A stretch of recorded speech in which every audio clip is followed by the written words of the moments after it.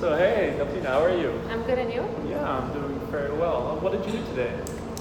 Today I woke up, I had breakfast, I called my parents, I went to yoga, and then I was organizing a trip that I might do, and then not much actually. Oh, what kind of trip?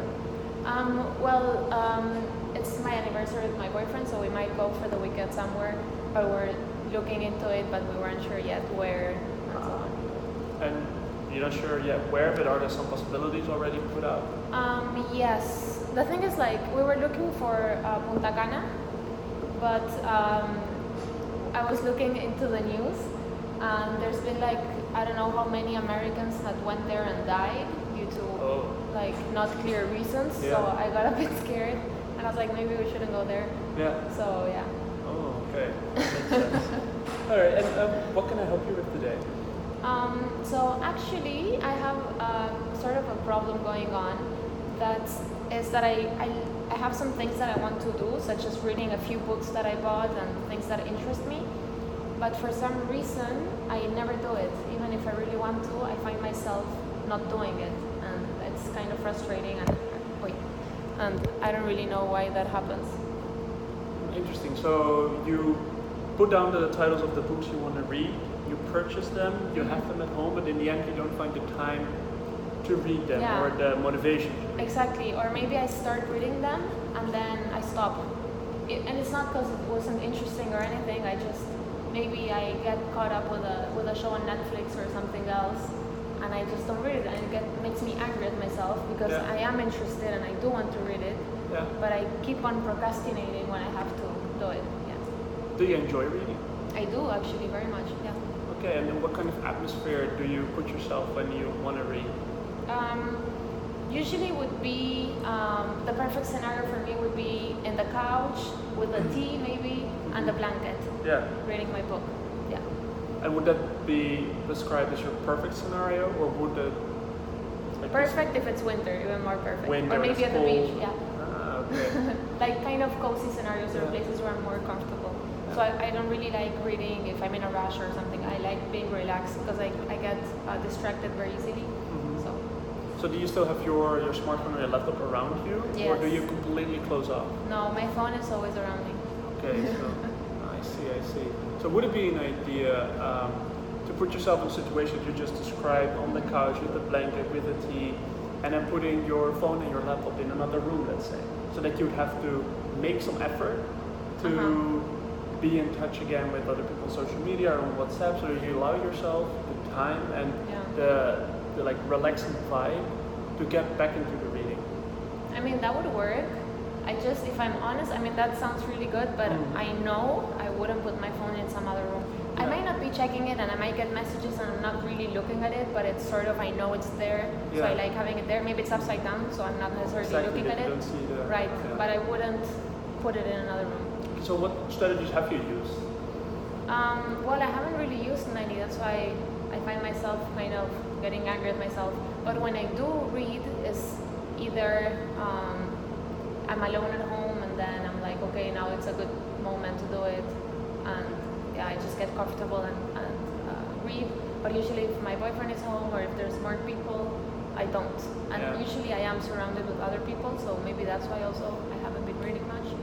So is that also the reason what cuts you off? Usually other people around and kind of distractions? Probably. I'd say that, probably. I mean, it's okay if there's people in the same place, but if they're doing some other activity, then I can do mine. But if I'm reading and then someone talks to me, or if, I don't know, there's the TV on, then I won't really focus much. Okay, and how do you schedule your reading time?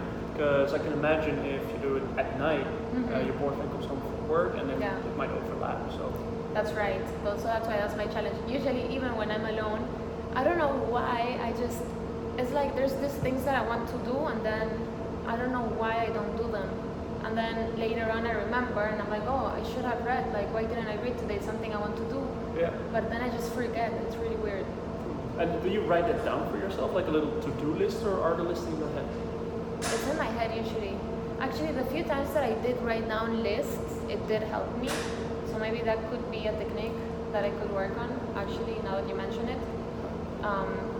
Because I usually I do tend to keep things in my head a lot, even if I'm like at the classroom or something and the teacher is talking. Yeah. I prefer listening than writing down. I don't know. I just so Get you focused on one point. on one thing. But Right. I think that in this case, maybe if I do write it down, then I can get back to it. Otherwise, I just forget. So, if I recall correctly, the way you prefer it, if you're focusing on one task at a time, not reading and writing at the same time. So, what would it be? Because how I can tell you're like easily distracted by others or things you have to do, and you don't have like everything written out for you to just schedule your day. Yeah. What about the idea of having it in a certain way? Let's say on a mirror you walk past very often and you just write with a marker a little checkbox with reading for 30 minutes or give it an amount of pages you want to read. And you don't have to make huge steps at a time. You could say I want to read 15 minutes a day. And then you'll, after a week, after that's been succeeded, you can have a little reward. Even the check mark will help you get motivated. And then for the second week, you write down a little checkbox, 30 minutes a day. And after a week, you get a little checkbox, gives you more motivation. Yeah, that sounds good. The reward part sounded interesting, actually. You can reward yourself with chocolate, or you can reward yourself, Definitely. you know. Or cook or something, yes. And you can even have, maybe as a external motivation, have your boyfriend in a way monitor it so that you have to, or it sounds maybe like a checkup weird, but if he would check up in the book, let's say, hey, you've read like 50 pages, he can, like you cannot cheat yourself, because you might be able to like, you know, I don't really feel like it, but I did it. Right. But then you have the external factor confirming the facts that you executed correctly. That's true. And also usually, like also when I work, like not only reading, but like studying or working, I do like having some sort of pressure. I feel that I perform better if I do have pressure. So maybe having, for example, my boyfriend check or to monitor in some way, it would definitely help me achieve it more. That's for sure. And so let's take it back for now to the attention grabbing, because you're reading but you lose focus. Do you lose focus with your mind and that gets distracted, or do you usually get distracted by the environment, as you say someone's walking by? Because there's a difference. That's interesting, because it's actually both, but it's definitely more with my mind. I tend to, maybe I'm reading something and then I read like a whole page and I'm like, I didn't read it actually, I'm thinking about something else, or something happened today and I'm just thinking about that. I also get distracted, again, if like someone is walking around or doing stuff, I will be like looking, or I don't know, I'll get distracted, but it's more regarding my mind. And how often and how fast does that happen? It's not too fast, it's not straight away, it's after a while, I guess, after, I don't know, maybe 10 pages or so, then I start flying around with my Then head. you're flying around with your head and then you read a page and like, what did I read exactly? So I have to do it again and it's annoying and then I stop reading. But I mean, the fact that you already identified that that's what's happening, that's what you're doing, that's already a great improvement. That's true. And as I've read in an article, that it's a great way to identify it, catch yourself in the moment when it happens, that your mind disarrays to some other place, and then grab your focus back, read it again, and catching you in the act over and over again will stimulate your brain to keep focus on what you're reading. And kind of, instead of reading the book as a novel, trying to read the book as you might be graded on it. So you're going to get more into it, more focused, and you have to read it more thoroughly, more in depth, because you might get an exam, you know. So that gives your mind the focus to grasp the content that you're reading. That's interesting, actually, yes. Probably if I think that I'm going to be tested on it later on, I might definitely put more attention to it. And then just to go a bit further into the reading itself, what are the kind of topics you're reading about? Well, I usually like reading novels, but now I was reading, I either read novels or biographies, and now I found this book that is called 21 Lessons for the 21st Century, that is super interesting, but I read only the first chapter so far, and I haven't kept on doing it since then. So what made you not continue? Nothing in particular, actually. It's just like I might have the time to do it, but then I forget. So maybe the listing would help because I would be like, I don't know, maybe doing something else, or I'm cooking something, and then I would look at it and be like, all right, maybe I can do this after I have lunch or whatever. So yeah, there's not like real specific reason of why I don't do it. It's just, I don't know, I avoid it for some weird it's just reason. not happening. Yeah. Okay, and what kind of other areas of novels, books would you be interested in? What other type of books? Well, usually I stick more to novels, actually. Yeah, I like when it's interesting. I don't really like very educational books. I find them boring. I mean, it might be interesting, but I'd rather watch a documentary or a video about it. Yeah. When it's like about reading, I prefer something more. I like also writing, so yeah, I prefer reading something a bit more creative. More storytelling. Exactly. Yeah. And it's always fictional, non-fiction. Both, but more non-fictional, maybe. I mean, not science fiction. No, but, okay. Yeah. Okay. Yeah. All right. What are the ways you would consider your reading habits to develop? When is the time that you feel like you want to read? What is the time that you get totally caught up in the book? Like during the day, you mean? Whatever suits you. Well, usually I'd say it's not too early in the morning because I'm sleepy, and not too late at night because I'm also sleepy, so I will fall asleep. So it's maybe in the afternoon probably, when I'm a bit more relaxed. That now would be the perfect time for me to read because now we're just taking elective courses, so I have a bit more time, and I'm like applying to jobs, but I still get the time to either go around the city or read if I want to. So I should be doing this now. Yeah. Okay, interesting. Well, I think we've been able to identify some of the problems. We've been able to recommend some ways you can handle it to keep your focus on the reading. We were trying to find like, hey, so what are the topics you read, and what are you like passionate about? It's obviously novels, more in an entertaining way. So I'd say within that area, it's very clear where you want to go. And I'd say try out both the physical and the psychological part, trying to motivate you by having this reminder on a mirror, for example, but also catching you in the act of losing your focus. Okay. I'd say try it out, and I'd love to hear how it works out. Okay, I will. All right. Thank you. Thank you. Stop. All right.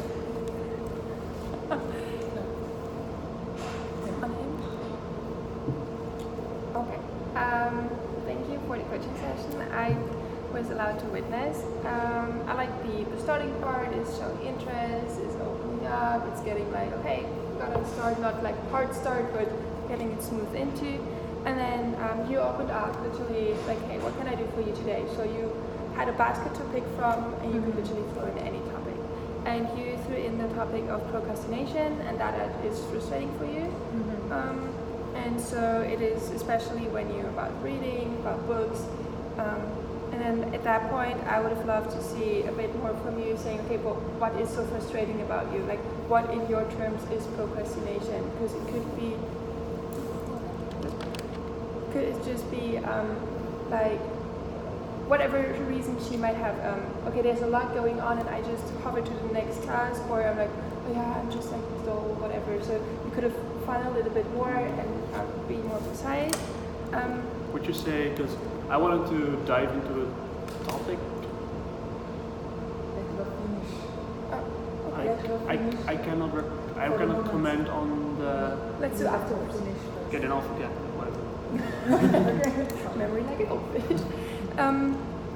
Yeah, and then I like how you suggested ideas to get into it, like, hey, could that be something that is close? So if you would have been like, yes, no, I don't feel, but you were very open to it, so it kept the conversation going, which I really like. And then it is, but you got the solution to yourself, like, hey, oh yeah, writing a list that helped me previously, it might also help me today. So I thought that the conversation was good till that point, because it like showed what you want to do, how you're doing right now, and you got to the solution. And then you were asking about different kinds of books, like novels, and I was like, okay, what is he up to? I got curious, but there was no real lead on it, so I had, at least that was my impression, like you got to the solution and then got back to the starting point without further additions to the solution, so that was more of a I don't want to say waste, but like a detour to come to the same thing, which I couldn't see.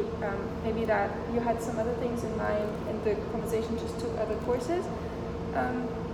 But I really like then how it got back to it, and then like, okay, so keep in mind the physiological and the mental things, what distracts you, and the solution of the paper or writing on the mirror. So all in all, I really liked the solutions. It was not that he put the words in your mouth, but you identified yourself doing that. So yeah, just in general, I really liked it. Do you remember your question? No. So I do know the second one. About the part going back to the booth, because I could see, okay, writing on the board is an idea. The whole focus was not like present yet. At that point, we didn't talk about that yet. So for me, it was like the problem wasn't solved yet, even though we came up with the task as, hey, this is how you can check yourself and get motivated, but the problem was not solved yet. So I figured, hey, what if she reads very scientific topics? What if she reads novels? Like, what is she reading? And then trying to understand what her interests are. Maybe broadening those interests. Okay, I'm actually quite, because I was trying to figure out what excites her, when does she finish it in one day, and when does she have trouble getting through the first 10 pages?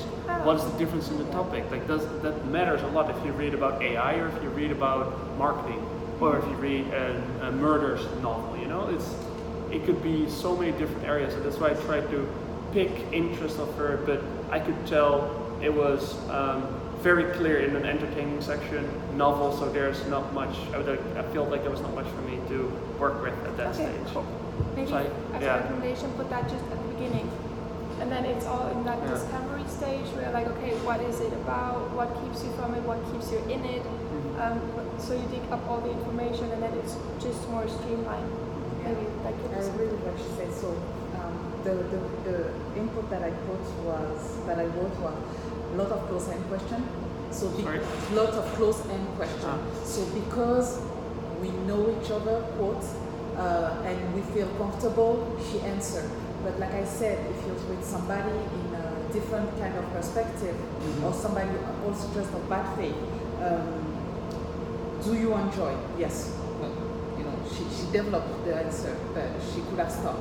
So at some point you say,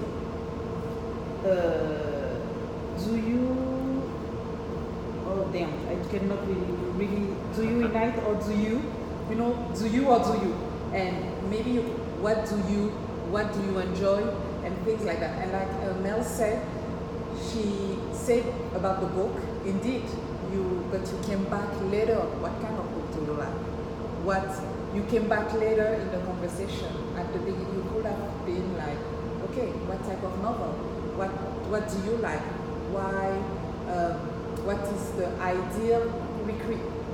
Understand some part of reality and what is bothering her. You know. So the other observation is that you suggest a lot. That is super good. But at some point, she also needs to come back with some solution herself. But other than that, yeah, it's just you ask the good question, but maybe rephrase them. And I know it's complicated because sometimes even I quote myself and I'm like, what? Because I need to be in that growth mindset, growth model. Okay, well, thank you so much.